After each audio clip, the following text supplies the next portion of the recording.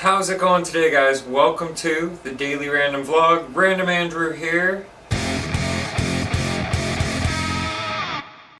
We got pretty much a blizzard starting outside, and I get to walk to the store, which gave me an idea of something to show you guys today to kick off the vlog, the beginning of the vlog.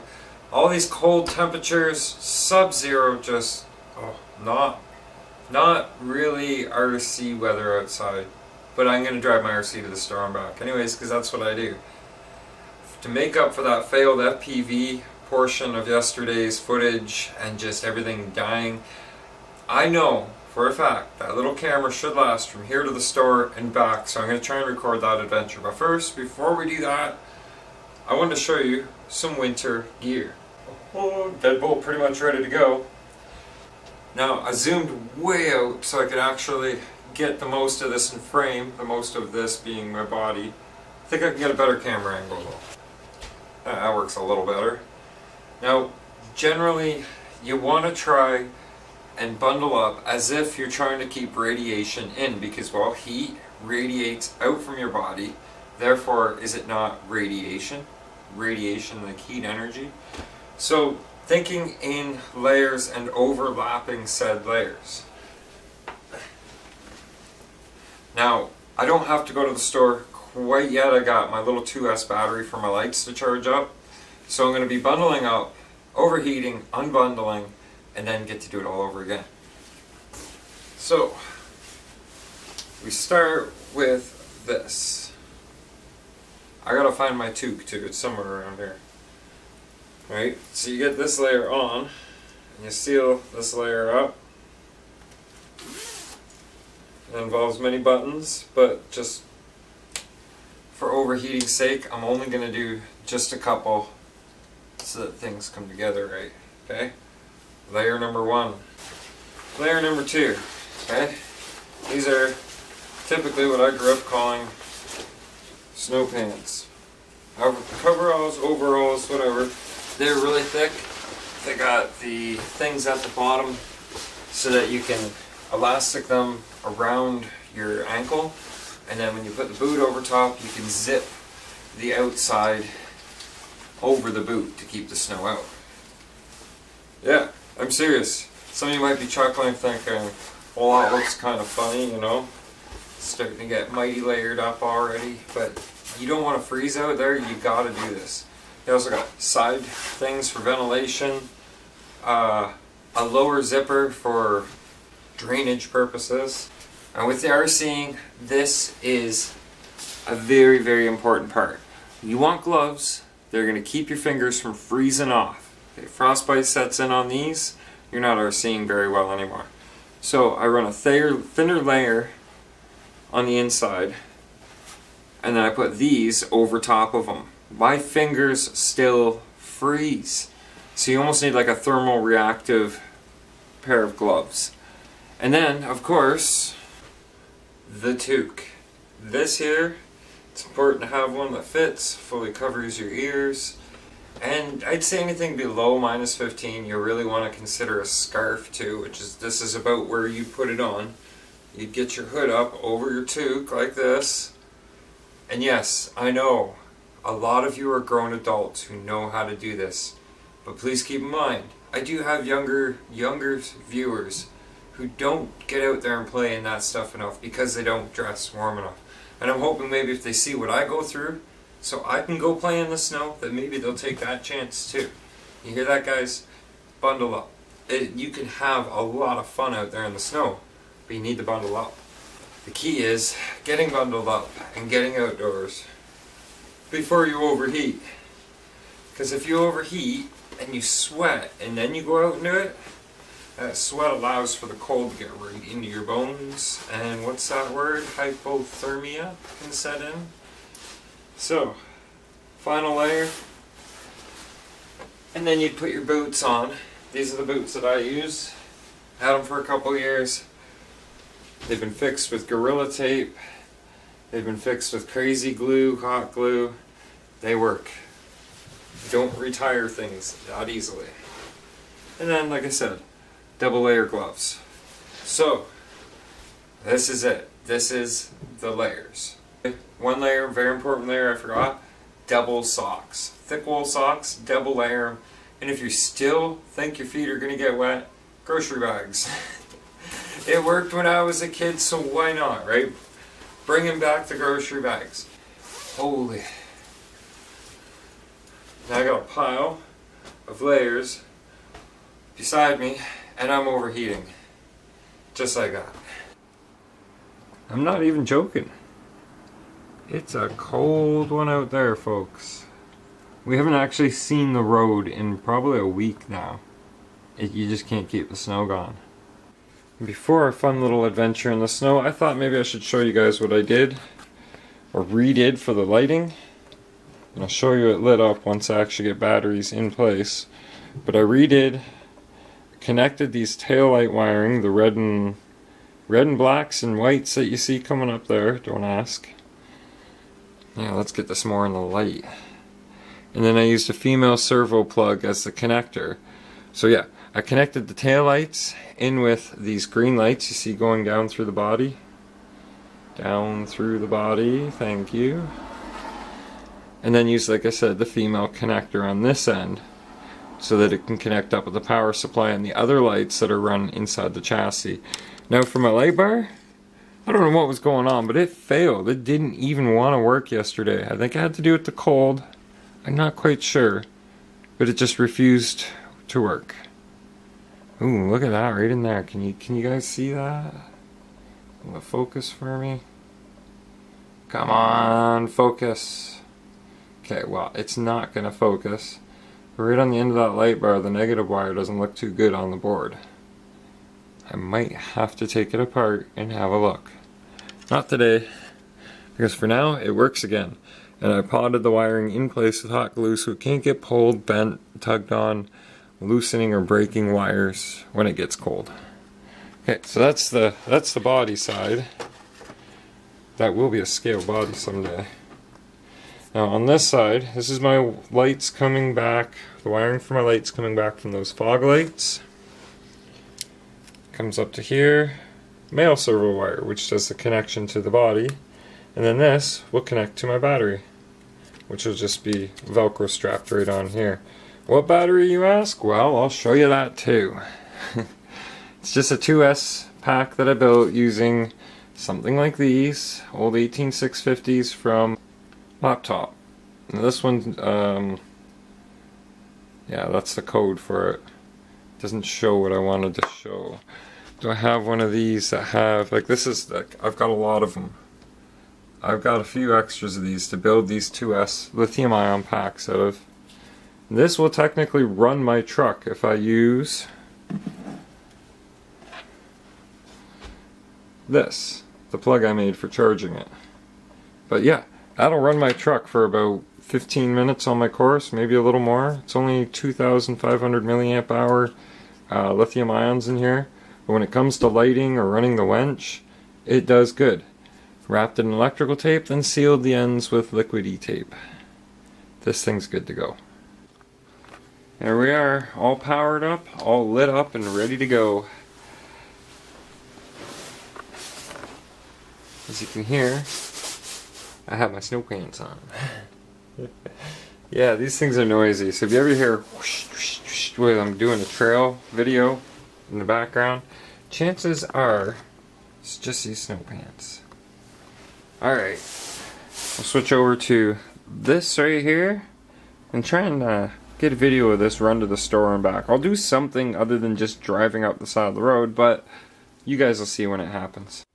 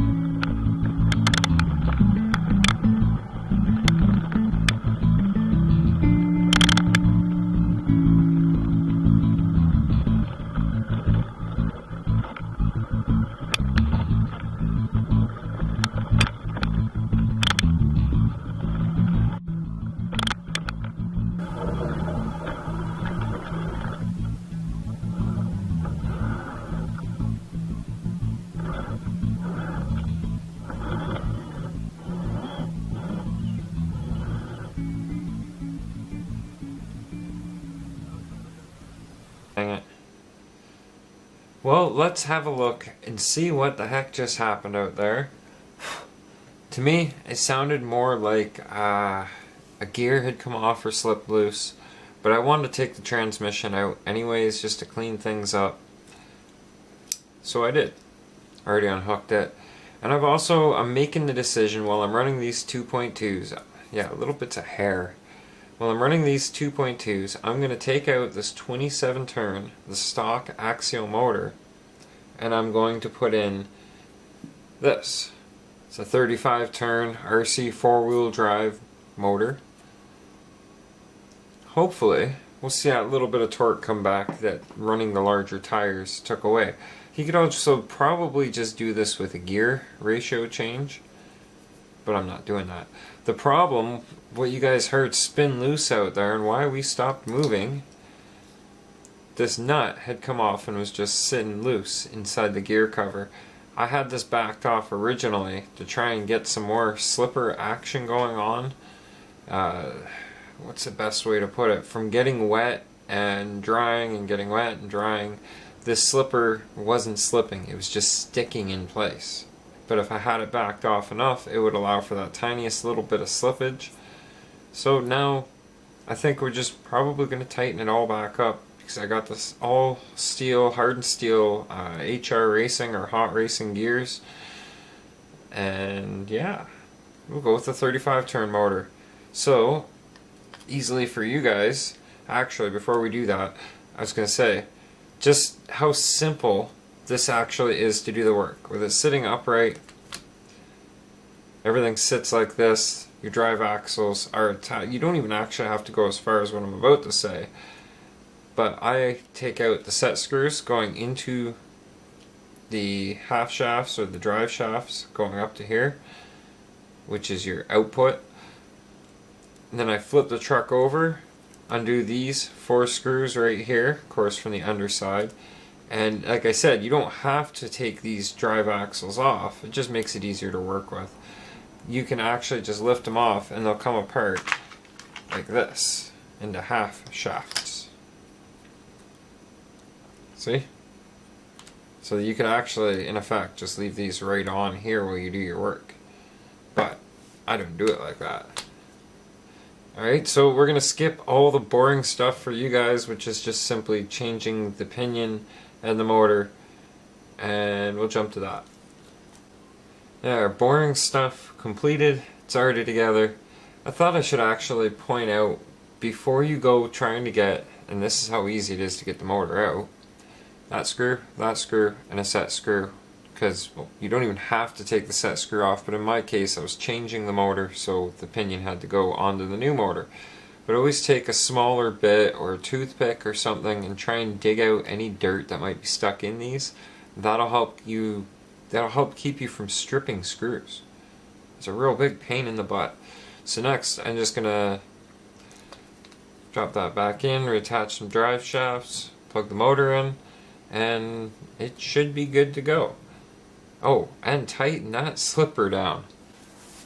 Suppose all that's really left to do now that everything's in, mounted, secure, all the drive axles are hooked up, nothing's binding, everything looks like it's good to go for a test. So transmitter's on already. Let's plug her in. So far so good.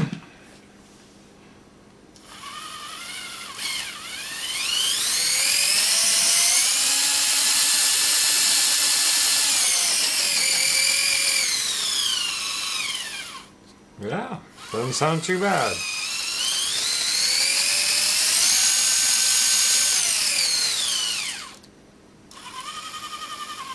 Next will be a run test. I'm happy with that. One more special surprise, I'm doing the front end of the deadbolt. And I'm going to try and get it done so I can get it right on the tail end of the vlog. So wish me luck, stick around to the very end, you guys will get to see that. I'm just going to show you guys what I've got so far. I'm not going to do it the way I was just going to wait and do a big reveal of the finished product. But then I was thinking, there may be other guys or girls out there with deadbolts that are looking to mod the front end the same way that I'm doing right here now. Now there's many options online, but if you're like me, you don't really wait for the online option. You just find a way to do it yourself. So, headlight pods are in. That's actually a pretty good shot right there. Now that is the light pods themselves. The sticker that was here is more like a vinyl. Pro tip, well I don't know if it's a pro tip, but it's a tip. Use a piece of parchment paper or wax paper. Gently heat the sticker with like a heat gun or a blow dryer. Very carefully, slowly take your time, peel it off, stick it on the wax paper. So if you mess up while you're doing this, you can always run a piece of tape behind the front and stick this back on the tape just to fill in the holes.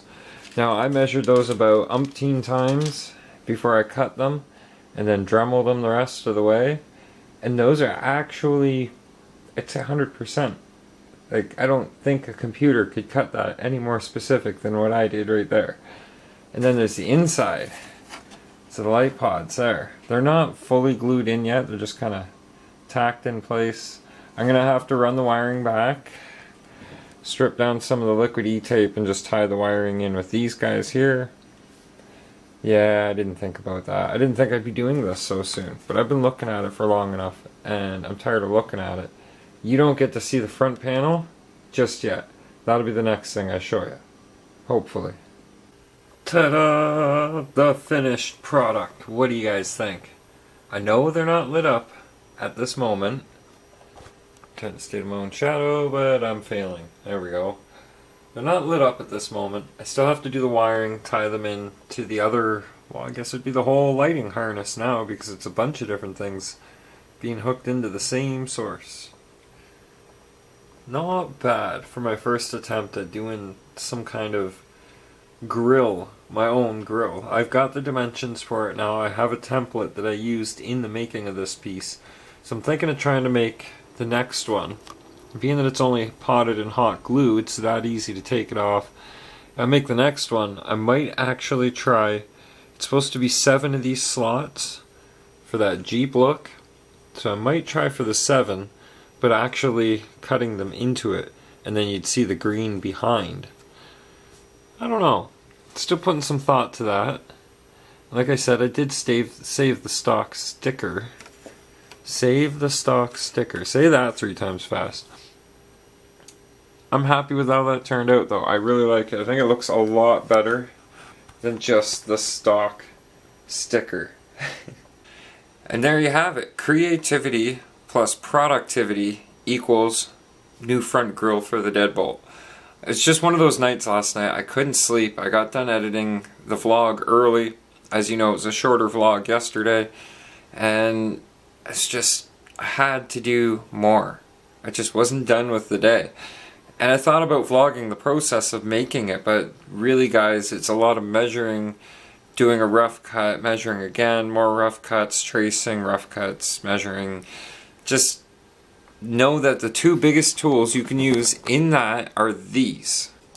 Some kind of carpenter's square triangle for getting all those right angles and making sure everything is parallel to each other.